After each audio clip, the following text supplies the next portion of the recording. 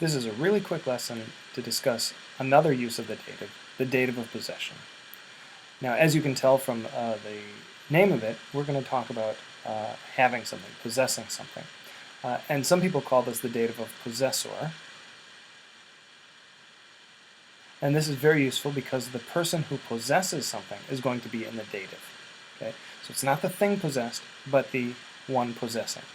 So let's take a look at one way of doing this. We could just use the word eche, right, to have. So, o despotes doulos eche. The master has slaves. Very straightforward. We've got a nominative, we've got a direct object, and we've got the verb to have. Or, hoi neeniai hippon echusin. The young men have a horse. Right, again, we have a nominative, we have a verb they have, and what do they have? They have a horse, an accusative direct object. So this is very straightforward.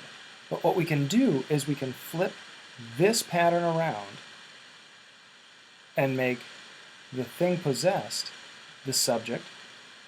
So what we're going to have is a nominative of the thing possessed, a form of to be, right, a form of eimi, and then the dative of the possessor. So let's take a look at this very sentence here, ho despotes doulos eche, the master has slaves, and we rewrite it here, hoi douloi esin to despote.